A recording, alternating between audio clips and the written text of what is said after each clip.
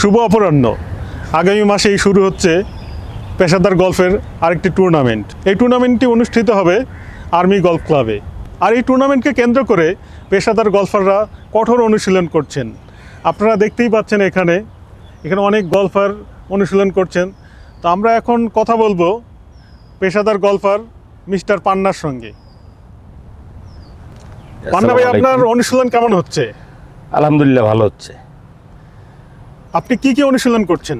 এখন আমি পাটিং করতে এসেছি, আপনার 9 ফিটের পাটিংটা আমি করতে এসেছি এখন, কারণ এটা খুব ইম্পর্টেন্ট। 9 ফিট, 6 ফিট, 3 ফিট এই পাটিংগুলো যদি ভালো হয় একটা প্লেয়ারের স্কোর ভালো হবে। এই টুর্নামেন্ট জিততে হলে কি কি বিষয়গুলোতে বেশি গুরুত্ব দিতে হবে বলে আপনি মনে করেন? বিশেষ করে আপনার গুরুত্ব দিতে হবে শর্ট গেমে, পাটিং এবং চিপিং। আপনার কোনটা বেশি সমস্যা, পাটিং নাকি চিপিং? আমার পাটিং চিপিং দুইটাই সমস্যা।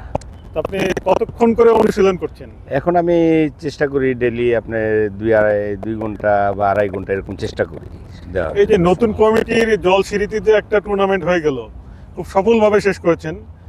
তো এটাতে দেখা গেল যে কুর্মিটোলার কেউ চ্যাম্পিয়ন হতে পারেনি।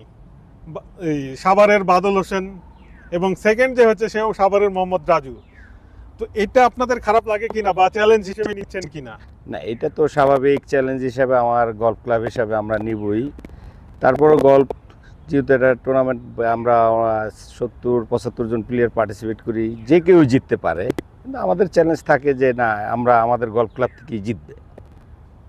এই যে বিপিজিএর নতুন কমিটি আসার পর নিয়মিত টুর্নামেন্টের ঘোষণা দিয়েছেন, তো এই বিষয়টাকে আপনারা গলফার হিসেবে কিভাবে দেখেন?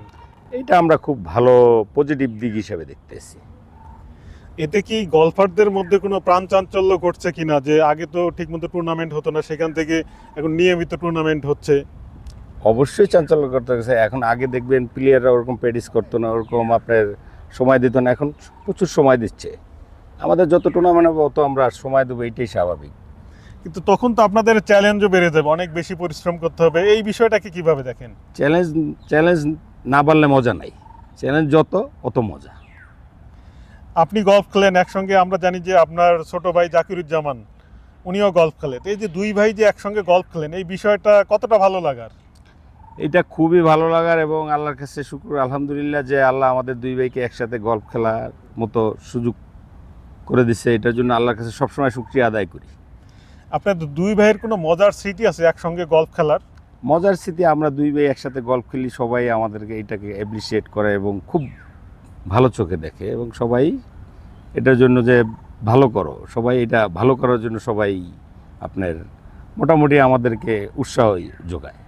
আপনাদের দুই ভাইয়ের সম্পর্ক আরও ভালো হোক, আপনারা দুই ভাই যে কোনো একজন চ্যাম্পিয়ন হন পর টুর্নামেন্টে, এবং এই শুভকামনা এখানেই শেষ করছি। ধন্যবাদ আপনাকেও।